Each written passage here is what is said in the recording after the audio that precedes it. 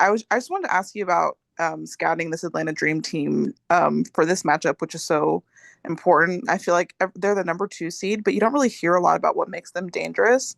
I'm just wondering from your perspective, what makes this team dangerous and how do you prepare for that? Uh, they're dangerous because they can beat you in a lot of different ways. I think they have a good defense, number one, but number two, you legit have to defend on the perimeter and you legit have to defend inside. Um, you know, and at the end of the day, they have a lot of players playing at all-star caliber. Um, so they're just a team that's very connected on both ends of the floor, and a connected team is a scary team. And then also, sorry to have you like look ahead a little bit, but I know Right in my after face. Sorry. oh Go ahead. I was just sorry to have you look ahead a little bit, but I know after this game you have a little bit of a break. I think it's like 8 days or something until your next game after this one. Have you thought about how you're gonna kind of like use that time with your team? Yeah, they're gonna rest and practice. Rest and practice. We need the rest. This is our eighth game in 15 days. The end of a road trip. So, I told them we rest when we get back to Vegas. They'll have 2 days off, then we'll get back in the gym. We just got to recruit some some of our bodies. Um, I know I'm tired and I haven't even ran up that court one time. Thank you. Nikias? A quick one from me, Coach. As you bring up numbers sometimes when you're talking about either scouting or when you bring up the Asia MVP case. I guess just in general, what kind of numbers do you like looking at? I like looking at your numbers, Nikias, because you always have some crazy stuff I haven't seen. Um, no, I mean, I look all the time at stats. I like numbers. I don't think numbers always tell the whole story, but I do think they tell a story. Um, you know, I mean, I could sit there and what are my favorite stats? My favorite stats are like passing stats, screening stats, stuff that I want us to be good at.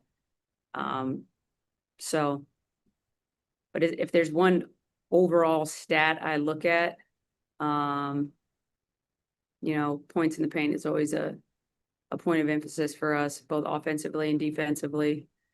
Um, you know, I don't, I think we don't have all the technology that the NBA does. The NBA has access to some stuff that I used to really like to look at when I was with the Spurs. We don't have all those programs, but we're starting to catch up, which is cool. Got you. Last one for me. Some of your best offense during this win streak has been when Jewel's been used as a bat screener.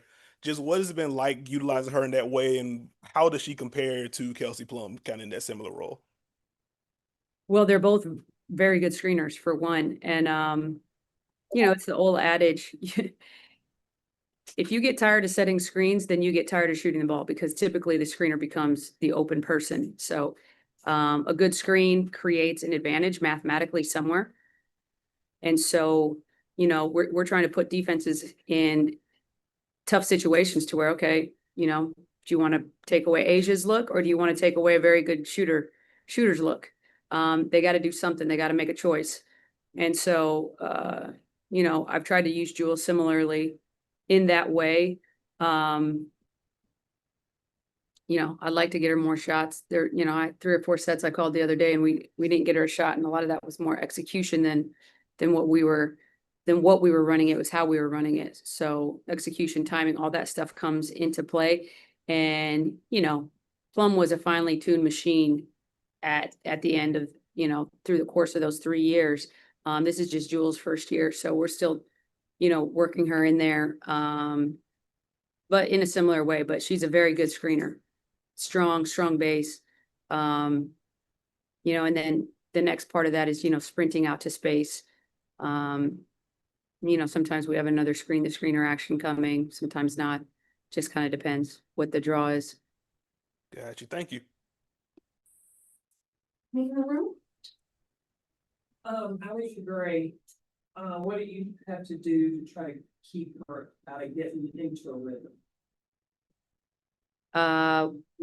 She just gotta feel us all night. I think making her catches difficult, making them play outside that 3-point line, being disruptive. But early work is definitely key on her. She's just a really big, strong guard. She's smart. She knows how to use her body. They said a lot of B Jones and BG are good screeners. So those are big bodies you're having to maneuver through defensively. But yeah, I think early on too, just trying to make her look as difficult as possible. And then Ryan Howard having to handle the ball so much, what do you do to try to blow up their offense? Again, they started pow the last couple of games. I don't know if they'll do that again, but definitely playing without a point guard is difficult. So Ryan was kind of, you can get the job done. And, it's similar. You could go across the league, but a point guard is a point guard and you can't fabricate them. They're kind of born that way. And so you can switch a 2 or a 3 guard and put them in the point position and they can probably do it efficiently to a certain degree, but it's just not naturally who they are. I always say you can turn a 1 maybe into a 2 or a 3, but you can never turn a 2 or 3 into a true 1. It's just a different kind of mindset. So them putting pow, I think probably helps them. Plus it gets Ryan off the ball where you can run her off more off ball actions and get her probably more involved instead of just using her as a playmaker. We'll see who they start tonight. Last time we played this team, they're starting Caldwell and the other 2 big guards, which was different. So we'll see at the 30-minute mark. I'm sure they're not going to tell me before that.